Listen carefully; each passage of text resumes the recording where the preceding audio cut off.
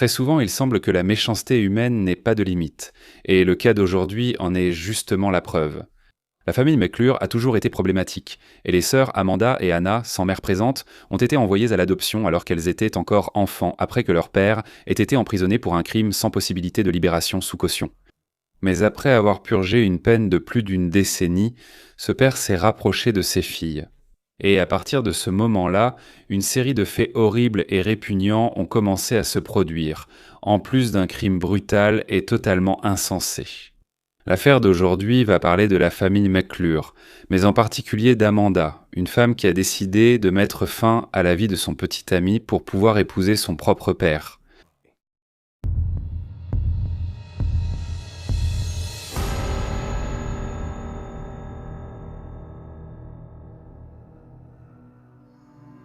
Amanda McClure est née en 1988 en Virginie-Occidentale, aux États-Unis.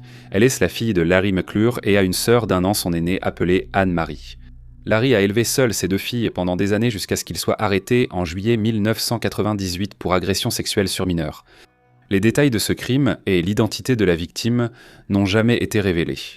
À l'époque, il a été spéculé qu'il aurait abusé de l'une des filles, car la seule chose que l'on sait, c'est qu'il a abusé d'un membre de la famille âgé de moins de 12 ans. Un membre de la famille peut inclure des nièces, des cousines, etc. Mais on suppose que c'était l'une d'elles. Il a été condamné à 17 ans et demi de prison et Amanda et Anna, qui avaient un temps respectivement 9 et 10 ans, ont été placées en adoption. Elles ont été adoptées par un couple nommé Allen et Gwen Holm, ont eu une adolescence relativement normale et une fois adultes, elles ont quitté la maison et suivi leur propre chemin. Vers 2016, après avoir purgé entièrement sa peine et avoir été libéré, Larry est allé vivre dans une caravane dans la région rurale de Virginie-Occidentale. Comme il avait déjà dans son casier judiciaire le statut d'agresseur sexuel, l'une de ses obligations, par exemple, était de toujours informer les autorités de tout changement dans ses informations, comme son adresse de résidence ou son lieu de travail. En citoyen libre, Larry voulait rattraper le temps perdu loin de ses filles et a cherché à se rapprocher d'elles. Les parents adoptifs étaient contre ce rapprochement, mais les filles, ou plutôt des femmes, étant déjà adultes maintenant, ils ne pouvaient pas faire grand-chose pour l'empêcher. La fille aînée, Anna, a été la première à se rapprocher de son père et a fini par aller vivre avec lui. Amanda a été plus résistante et a mis plus de temps à se reconnecter, mais au fil des mois, elle cédait peu à peu. Tous deux discutaient fréquemment et de nouveaux liens ont fini par se créer. Au début, Larry échangeait seulement des messages avec Amanda, mais bientôt le père et la fille ont commencé à se voir en personne. En 2017, alors qu'elle avait 29 ans, Amanda a commencé à sortir avec John Thomas McGuire, âgé de 38 ans. Il semblait apparemment être le grand amour de sa vie. Elle parlait toujours de lui, le complimentait et montrait qu'elle était éperdument amoureuse. John était un homme grand, avec un côté bad boy un peu rustique, mais il était calme, sociable et s'entendait bien avec tout le monde. Cependant, en même temps, il était célèbre dans la région pour être un coureur de jupons. En plus de draguer beaucoup, John avait 6 enfants, 3 issus de sa première relation et les 3 autres de la seconde, avec une femme appelée Angela Erickson.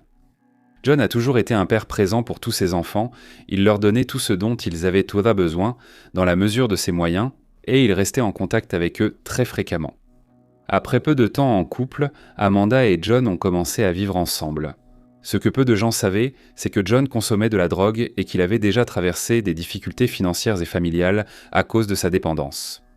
Larry, Amanda et Anna ont commencé à se réunir fréquemment pour déjeuner ou dîner et profiter de quelques moments ensemble en famille. À de rares occasions, John apparaissait. Lors de l'une de ces réunions, quand John n'était pas là, Larry a proposé de la drogue pour la première fois à ses filles. Il avait un peu de méthamphétamine et leur a dit d'essayer. Parce que, selon lui, l'expérience serait géniale et ne leur ferait aucun mal. Les sœurs ont accepté, elles ont consommé la drogue non seulement ce jour-là, mais aussi à d'autres occasions, et elles sont finalement devenues dépendantes. À partir de là, les réunions de famille ont commencé à être accompagnées d'alcool et de drogue. Quand ils consommaient le temps de la méthamphétamine, les 3 perdaient complètement le contrôle, parfois même jusqu'à avoir des hallucinations. Amanda finissait par apporter une partie de la drogue à John, qui en consommait aussi chez lui sans hésiter une seconde. Avec le temps, cela a commencé à avoir des conséquences.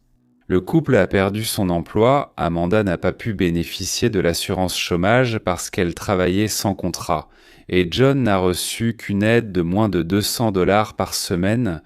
Ils ne pouvaient toujours plus payer les factures de la maison et se sont retrouvés dans une situation compliquée. À cause de tout cela, le couple a pensé que ce serait une bonne idée de passer du temps dans la caravane de Larry. Ainsi, ils économiseraient bien sûr les factures, n'auraient pas à payer de loyer et, bien sûr, auraient accès à la drogue. Et donc, en janvier 2019, ils ont emménagé. Ils ont emménagé pour vivre en famille, mais cette famille allait leur ôter la vie.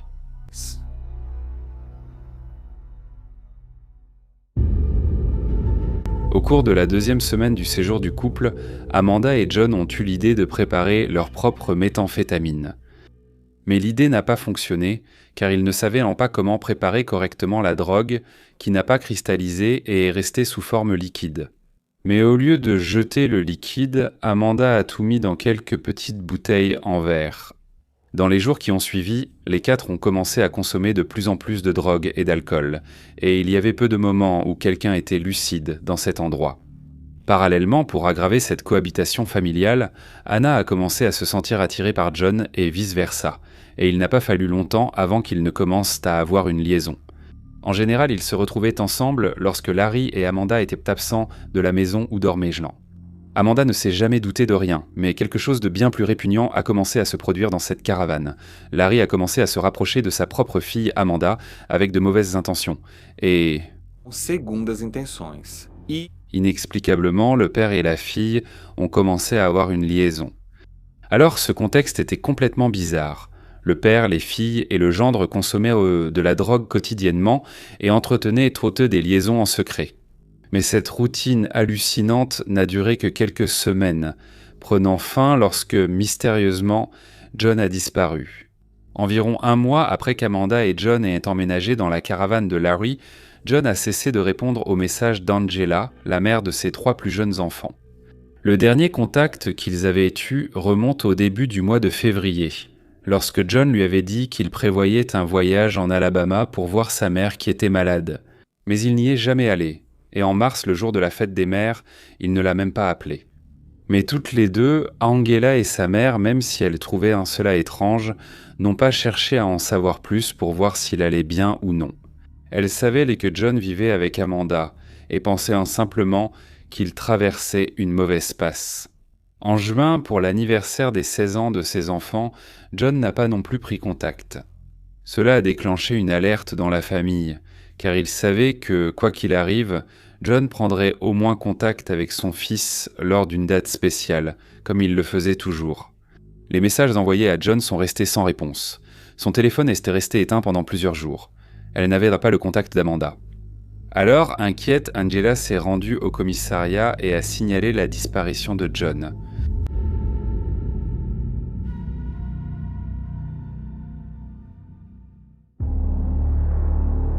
En revenant un peu dans le temps, le 11 mars 2019, moins d'un mois après que John ait cessé de répondre aux messages d'Angela, Larry, Anna et Amanda sont allés en Virginie pour une cérémonie de mariage, et les mariés étaient Larry et Amanda. Vous n'avez pas mal entendu, le père et sa fille se sont mariés et Anna était là pour servir de témoin. Ce mariage serait naturellement considéré comme illégal, mais Amanda a fait une simple manœuvre qui a permis l'union. Elle a utilisé tous les documents d'adoption et comme légalement elle n'était pas la fille de Larry, ils ont pu se marier. Après le mariage, les 3 sont retournés à la caravane et y sont restés jusqu'en septembre 2019 lorsque Larry et Amanda ont décidé de déménager dans le Kentucky et qu'Anna a fini par partir en Caroline du Nord. Cependant, peu de temps après, Larry, qui avait déjà 55 ans, a fini par être retrouvé alors qu'il vivait en dehors de la Virginie occidentale et pour avoir violé les conditions de sa liberté conditionnelle. Comme il n'avait pas informé les autorités de son changement d'adresse, il a été convoqué à se présenter dans un commissariat. Et là, sans que personne ne lui pose de questions à ce sujet, il a tout simplement avoué avoir ôté la vie de John en racontant les détails de la façon dont le crime s'est déroulé. Il a même indiqué à la police où étaient enterrés les restes du jeune homme. L'aveu de Larry a surpris tout le monde. Il a également déclaré qu'Amanda était la commanditaire du crime et qu'elle l'avait fait pour 2 raisons. Premièrement, parce qu'elle avait découvert que son petit ami et sa sœur avaient une liaison, et deuxièmement, parce qu'elle voulait garder les dernières allocations que John recevait du gouvernement. Il a également ajouté qu'Anna avait participé à tout et aidé à ôter la vie de John. Les sœurs ont été convoquées pour un interrogatoire, et elles n'ont pas non plus tardé à avouer le crime. Cependant, Amanda a déclaré que le principal responsable de la mort de John était le père, par jalousie, car il voulait sa fille rien que pour lui. Mais Anna, en plus de donner la même version que le père, à savoir qu'Amanda voulait la mort de John à cause de l'infidélité et de l'argent de l'assurance, a ajouté que sa présence comme témoin au mariage des deux avait été forcée sous la menace. Le 24 septembre, la police s'est rendue à l'endroit où Larry a dit avoir enterré John. Le terrain se trouvait derrière la caravane. Il était entouré de végétation et assez isolé.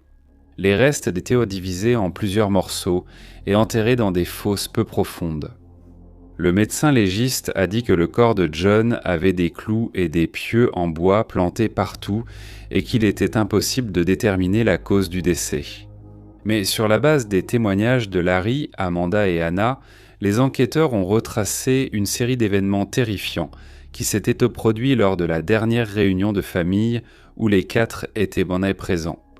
Ils se sont tous réunis pour la dernière fois le 14 février 2019 pour célébrer la Saint-Valentin. Le quatuor avait prévu de préparer le dîner, John avait acheté une bouteille de vin et, pendant le repas, il a profité de l'ambiance romantique pour demander Amanda en mariage. Cela a surpris tout le monde. Même Amanda ne s'attendait pas à une telle initiative de son petit ami. Après avoir entendu la nouvelle, Larry a été quelque peu bouleversé et n'a pas réussi à cacher sa désapprobation de cette union. Malgré cela, dans une ambiance étrange, le dîner a continué. Larry et Amanda se sont mis à chuchoter plusieurs fois dans quelques coins de la caravane. Amanda dit que, lors de ces conversations, Larry voulait tuer John, mais Larry affirme que c'était Amanda qui voulait tuer John. Plus tard, Larry a commencé à dire des choses étranges. Il disait qu'Amanda se croyait supérieure parce qu'elle arrivait à se détacher toute seule des cordes sans l'aide de personne. Pendant cette conversation étrange, il a suggéré que les 4 essayent de faire ça et il a demandé à John d'être le premier. Lui, sous l'effet de drogue, a accepté et s'est fait attacher les jambes et les mains à la chaise sur laquelle il était assis. En essayant de se détacher, John a été frappé à la tête par Amanda avec une bouteille de vin. Il a perdu connaissance pendant quelques minutes, mais il s'est réveillé. Peu après, Larry et Amanda ont commencé à lui crier dessus, à halluciner, exigeant de savoir qui était vraiment John et disant qu'il était un informateur de la police. John a répété plusieurs fois qui il était et qu'il s'était trompé de personne tout en se faisant frapper par le père et la fille. Anna voulait sortir de la caravane, mais Larry et Amanda ne l'ont pas laissé faire. John a continué à être torturé et cette situation a duré 3 jours pendant lesquels John n'a pas mangé. Sans boire et il faisait ses besoins dans son propre pantalon. Le 3e jour, Amanda est arrivée avec 2 seringues pour injecter à John cette méthamphétamine liquide artisanale, produite de manière incorrecte et qui se trouvait dans des bouteilles en verre. Il pensait que la quantité de drogue serait suffisante pour le tuer, mais ça n'a pas été le cas. En réalité, il est devenu très agité, a réussi à briser la chaise, s'est battu physiquement avec les 3, mais il a été maîtrisé et étouffé. Pendant que Larry restait assis sur le corps de John, Anna s'est assise par terre, a posé ses 2 pieds nués sur les épaules de son beau-frère, se rappelant l'homme avec qui elle entretenait une liaison secrète. Et avec sa tête entre ses jambes et une corde, elle a commencé à étrangler son amant, tout en appuyant en même temps avec ses jambes sur ses épaules pour le maintenir au sol. Après que John ait de nouveau perdu connaissance, apparemment déjà sans vie cette fois, Larry a ordonné à Anna de prendre ses affaires et de les jeter dans un feu de camp dans la cour. Quand elle est revenue, ils ont tous enveloppé le corps dans des sacs poubelles pour pouvoir le transporter jusqu'à la camionnette. L'idée était de se débarrasser de John quelque part, mais par peur d'être rattrapés dans un lieu public, ils ont finalement décidé d'enterrer John dans une fosse sur le terrain vague derrière la caravane. Environ 6 jours plus tard, Amanda a commencé à devenir paranoïaque et à penser que John, même enterré, était encore en vie. Ils ont déterré le corps, et en voyant les restes, Amanda a paniqué, pointant du doigt le corps, et disant des choses comme « Je t'avais dit qu'il n'était pas mort, Ses cheveux poussent, ses ongles sont plus longs. Pour calmer sa fille, Larry a dit qu'il allait s'assurer qu'il était bien sans vie. Il a alors pris un marteau, quelques clous et des pieux en bois qui se trouvaient à proximité et a commencé à les enfoncer pour qu'Amanda voie que John, en l'occurrence le corps de John, ne réagirait pas du tout. Après cela, ils l'ont enterré de nouveau. Ensuite, pour le Cheton, tous les trois sont partis pour la cérémonie de mariage et, quelques mois après leur retour, ils ont décidé qu'ils ne voulaient pas les partir définitivement. Mais pour cela, ils auraient besoin de vendre la caravane. Comme ils craignaient que le corps de John soit découvert, ils ont déterré le corps du jeune homme une deuxième fois, ont dispersé les restes et chaque partie a été enterrée dans un endroit différent. Mais dans le Kentucky, il a été arrêté et le crime a été découvert.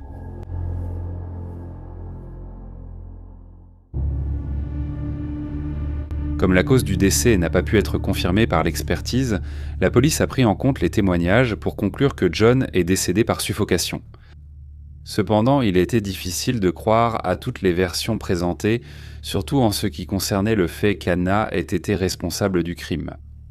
Elle niait cela, affirmant que, pendant les 3 jours de torture, son père et sa sœur le frappaient beaucoup et qu'ils avaient des raisons d'ôter la vie au jeune homme, alors qu'elle, non.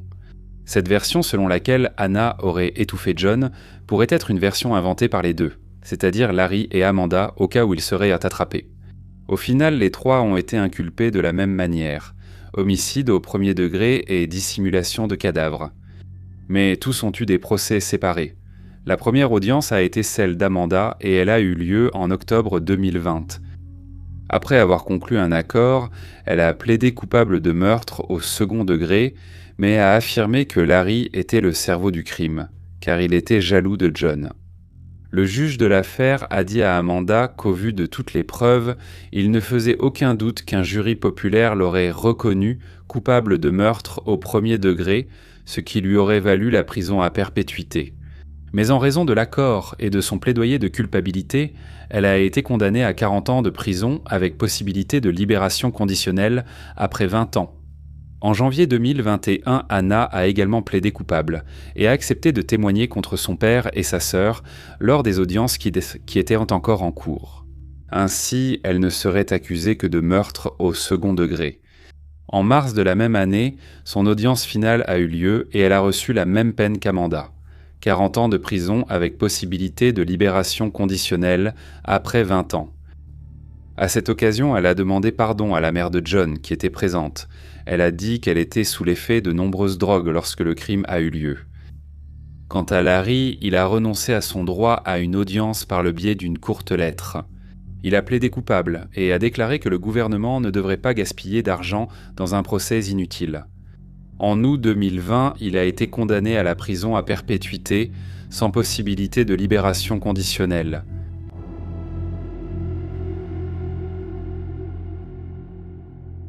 Voilà pour l'affaire du jour. Laissez votre avis en commentaire, laissez un like si vous êtes arrivé jusqu'ici, abonnez-vous si vous êtes nouveau et à bientôt pour la prochaine affaire.